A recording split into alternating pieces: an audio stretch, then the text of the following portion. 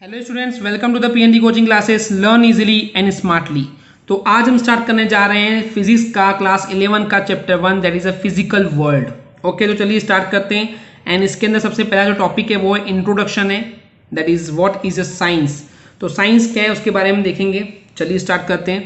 तो actually students क्या है कि जो साइंस है वो बहुत ही इंपॉर्टेंट रोल प्ले करता है हमारी लाइफ में। हम डेली लाइफ में जो भी कर रहे हैं, ओके, एंड जो भी कर रहे हैं इन द सेंस कि जिस भी चीज़ का यूज़ कर रहे हैं जिससे हमारा काम इजी हो रहा है, हम उन साइंस का यूज़ कर रहे हैं, राइट। जैसे कि पहले के ज़माने में गर्मी होती थी, हवा मारते थे अपने हैंड से। आज टेक्नोलॉजी आ गई है, साइंस एंड टेक्नोलॉजी वर्ड आ गया, राइट। तो साइंस से जो रिलेटेड जो भी चीज़ें हैं, अब हम बटन प्रेस करते हैं, पंखा स्टार्ट हो गया। तो क्योंकि हम इस साइंस का फ़ायदा उठा रहे हैं तो हमको पता होना चाहिए कि एग्जैक्टली साइंस होता क्या है, इसलिए साइंस की मीनिंग पता होना चाहिए। तो चलिए देखते हैं। एक्चुअली जो वर्ड साइंस है स्टूडेंट्स, ये आया है लेटिन वर्ब से, जो कि ये साइंटिया, ओके, साइंटिया से ही आया है साइंस, ओके। एंड इस साइंटिया का मतलब क्या होता है, दैट इज टू नो, कोई चीज़ को जानना। Scientia in the sense to know, या फिर इसी को बोल सकते हैं टू नो मतलब नॉलेज जानना, अपना नॉलेज बढ़ाना, कोई चीज़ को जानना। किस चीज़ को जान सकते हैं, ओके। सो वो हम देखेंगे वन बाय वन कि हम नेचर की स्टडीज़ करेंगे, नेचर के बारे में जो भी हो रहा है वही सब चीज़ें हैं एक्चुअली साइंस।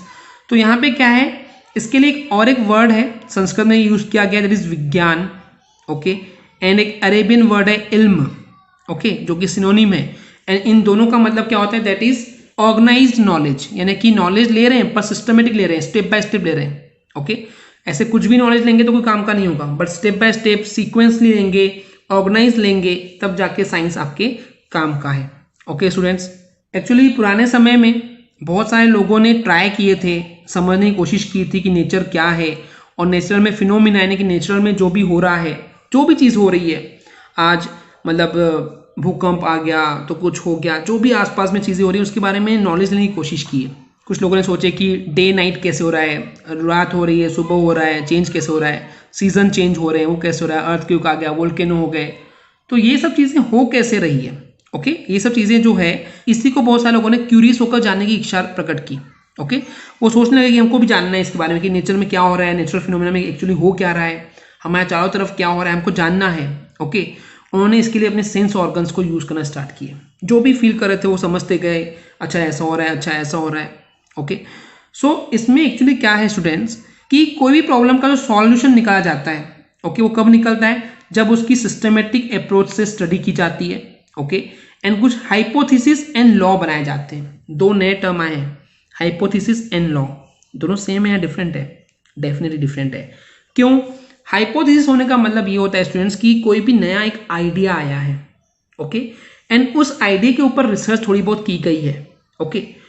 हमको लगता है वो सही है, बट एग्जैक्टली वो सही है, ट्रू है, नहीं है, अभी तक पता नहीं चला है। हमारी रिसर्च चालू है उस पर अभी भी, लेकिन एक कंक्लूजन पॉइंट हमको लग रहा है कि ये सही है, उसको बोला गया है हाइपोथेसिस। मतलब समझ में आया कि कोई चीज़ पे रिसर्च चालू है और उसके बेस पे थोड़ा सा कंक्लूजन पॉइंट आया है, ओके, बट एक ही थ्योरी रख करके हमने एक ही पॉइंट ऑफ व्यू से सोचे हैं, उस पर अलग अलग वेरिएशन पे ट्राई नहीं किए हैं, अलग अलग नज़रिया नहीं देखे हैं, तो उसको बोला गया हाइपोथेसिस। लेकिन उस हाइपोथेसिस पे जब और अलग अलग पॉइंट ऑफ व्यू से और नज़रियों से और अलग अलग वेरिएशन से एक्सपेरिमेंट किया जाता है, और जब फाइनली ये अप्रूव हो जाता है कि हाँ भाई ये सही है, तब जाकर के लॉ बनता है। तो पहले हाइपोथेसिस बनती है एंड देन लॉ बनते हैं, ओके। लेकिन किसी भी लॉ को बनाने के लिए पहले लॉजिकल स्टेप्स को फॉलो किया जाता है, साइंटिफिक मेथड से उनको चेक किया जाता है, तब जाकर के वो कंक्लूजन पॉइंट हमको मिलता है एंड लॉ बनता है, ओके। तो चलिए साइंस की कुछ डेफिनेशंस और देखते हैं, जो कि बहुत फेमस साइंटिस्ट लोगों ने दिए थे। आइंस्टाइन ने क्या बोले थे, चलिए देखते हैं। तो आइंस्टाइन के अकॉर्डिंग क्या है जो साइंस है, तो साइंस जो है एक अटेम्प्ट किया गया था, कोशिश की गई थी क्या करने की, जो भी चाओटिक डाइवर्सिटीज है, चाओटिक इन द सेंस जो भी फैला हुआ है, सीक्वेंस नहीं है, कभी कुछ अन्य अव्यवस्थित बोल सकते हो, गड़बड़ है सारा चीज़, उसको हमारे सेंस एक्सपीरियंस से, ओके, उसको लॉजिकली एक यूनिफॉर्म यानी एक जैसा सीक्वेंस में स्टेप बाय स्टेप सिस्टम बनाया गया। उसी को बनाने के लिए हमको बोला गया है कि जो पूरी स्टेप्स है, लॉजिकल चीज़ें हम बना रहे हैं, वही हमारा साइंस है। इन समरी स्टूडेंट्स वही है, सिस्टमेटिक नॉलेज ले रहे हैं, सिस्टमेटिक जो भी चाओटिक डाइवर्सिटी थी, फैला हुआ था, उसको लाइन से हम सीक्वेंस से स्टेप बाय स्टेप समझते चले गए, वही साइंस है, ओके। एक्चुअली साइंस का एम क्या है, उद्देश्य क्या है? तो उद्देश्य यही है, the aim of science is to understand the natural phenomena, nature में क्या हो रहा है उस चीज़ों को डिटेल में स्टडी करना, जानना, यही साइंस है, यही उसका उद्देश्य भी है। ओके, और समय के साथ क्या हो रहा है कि साइंस का फील्ड है एक्चुअली वो बहुत ज़्यादा बढ़ते जा रहे हैं, और आजकल नॉलेज इतना ज़्यादा हो गया कि बहुत ज़्यादा वास्ट हो गया है, बहुत ज़्यादा हो गया है, आप इतना नॉलेज एक साथ नहीं ले सकते हैं। ओके, तो इसी वजह से सारा साइंस का नॉलेज एक साथ नहीं लिया सकता, इसी वजह से इसको कैटेगरीज में डिवाइड किया गया।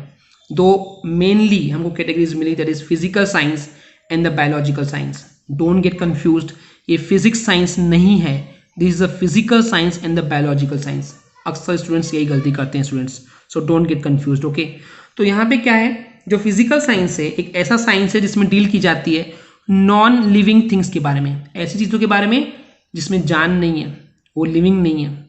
ओके, तो ऐसे बारे में ऐसी नॉन लिविंग थिंग्स के बारे में जब स्टडी की जाती है उसको बोला गया है फिजिकल साइंस, जैसे कि physics, chemistry, geography, astrophysics, oceanology etcetera, ये सब क्या है, physical science. But what about the biological science, ऐसा साइंस जिसमें डील की जाती है लिविंग थिंग्स के बारे में, जिसमें जान हो, उस साइंस को बोला गया है बायोलॉजिकल साइंस। जैसे कि एग्जांपल के लिए botany, zoology, ornithology, anthropology, entomology, forensic science etcetera, बहुत सारी चीज़ें जो कि लिविंग थिंग्स पे काम करती है। तो ये दो मेन कैटेगरीज थी। ओके, इसके अलावा दो और डेफिनेशन है, वैसे तो आपके लिए इतना डाटा इनफ है स्टूडेंट्स, इतना आपको पता होना चाहिए, but Niels Bohr and the Heisenberg ने भी दो अपनी अपनी डेफिनेशन दिए हैं। चलिए देखते हैं क्या बोले उन्होंने।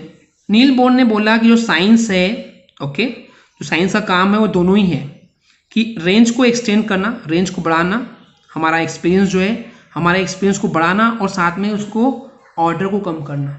इसका मतलब ये होता है स्टूडेंट्स, आप अपना एक्सपीरियंस जो है वो बढ़ाइए, दैट इज़ वेरी गुड, उसके लिए रेंज बहुत बड़ी रखिए, आप एक्सपीरियंस लेते जाइए, बट फालतू चीज़ें जो हैं उसको हटाते जाइए, तो उसको रिड्यूस भी करते जाइए।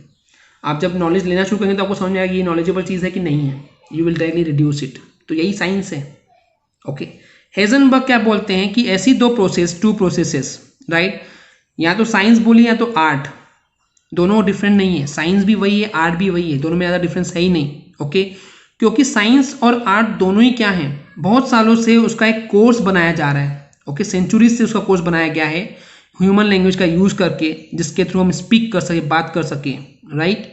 किसके बारे में बात करेंगे, about the real part of reality, कि रियलिटी में जो भी हो रहा है, रियलिटी में जो भी हो रहा है मतलब कि नेचर में जो भी हो रहा है उसके बारे में अगर आप नॉलेज लेना चाहते हैं, ओके, और वो भी उसके लिए कोर्स बनाया जाए, चाहे वो आर्ट हो चाहे साइंस, इस टाइप से दोनों ही सेम है हेजनबर्ग के according. Okay students, I hope आपको क्लियर हो गया होगा। अगर आपको हमारी वीडियो से कुछ भी सीखने मिला है, नॉलेज मिला, तो प्लीज़ हमारे चैनल को सब्सक्राइब कीजिए एंड वीडियो को लाइक ज़रूर करें। आज के लिए इतना ही, थैंक यू।